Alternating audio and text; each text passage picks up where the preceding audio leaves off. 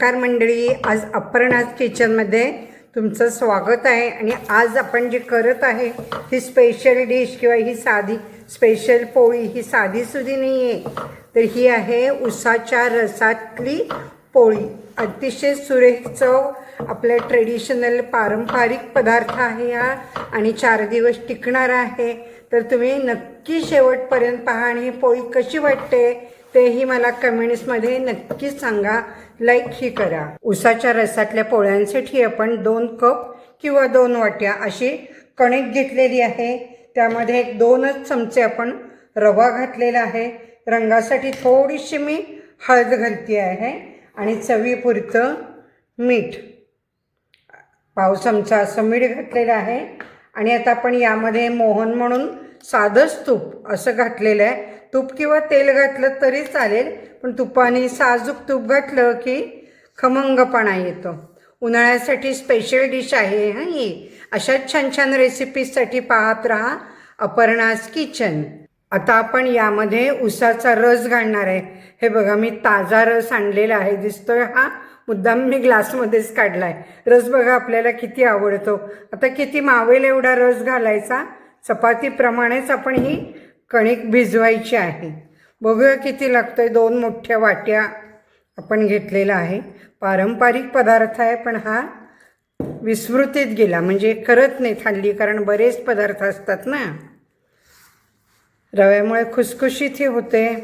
बस ही अशी आपली कणिक मळून झालेली आहे आणि हे 15 ते 20 मिनिट आपण चांगली झाकून ठेवायची आणि मळताना सुद्धा छान व्यवस्थित दाबून मळायची। बघा, कणिक अशी आपली छान भिजलेली आहे। 15 ते 20 मिनिटं झालेले आहेत आणि आपण आता ह्याचे मध्यम आकाराचे, आपण जसं चपातीला करतो तसेच गोळे करायचे। दशम्याही करतात ह्याच्या, म्हणजे घडी न घालता, आणि आपण असं चपातीप्रमाणेही करू शकतो। चपातीप्रमाणे केले की मऊ होतं आणि दशमी केली की थोडी खुसखुशीत होते आणि जास्त दिवस टिकतेही। ती लाटून घ्यायचं आहे। हे बघा, मध्यम आकाराचा गोळा करून घडी घालायची। घडीची पोळी करतो तसंच पद्धतीने आपण करणार आहे। मस्त चव येते। आपण जो रस वापरला आहे त्या रसामध्ये लिंबू आणि मीठ हे दोन्ही नव्हतं, कळलं का? नाही तर रसात लिंबू आलं घातलं जातं ना।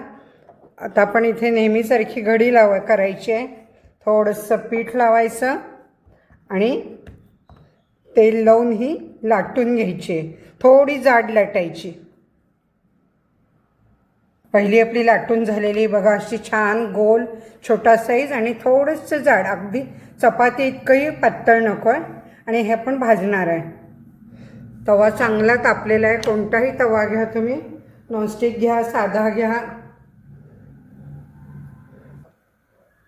पोळी आपण टाकल्यावरती पहिल्यांदा अशी हलवायची जरा, 1 मिनिटभर गरम झालं की म्हणजे एकसारखी व्यवस्थित भाजली जाते।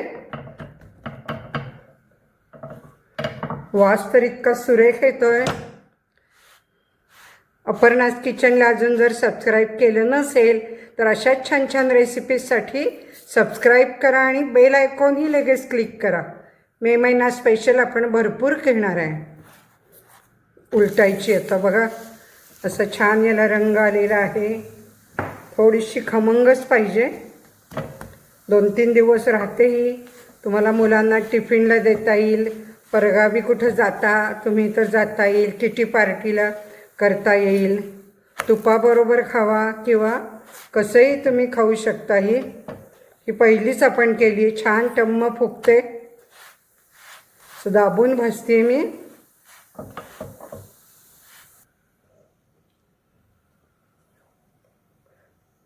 बघा, अशा मस्त सगळ्या या पोळ्या फुगणार आहेत। अशा पद्धतीने आपण उसाच्या रसातली पोळी करून घ्यायची आहे। या तुपाबरोबर गरम गरम खावा। व्हिडिओ आवडला तर नक्की लाईक करा आणि सबस्क्राईब केले नसेल तर तेही करा। धन्यवाद।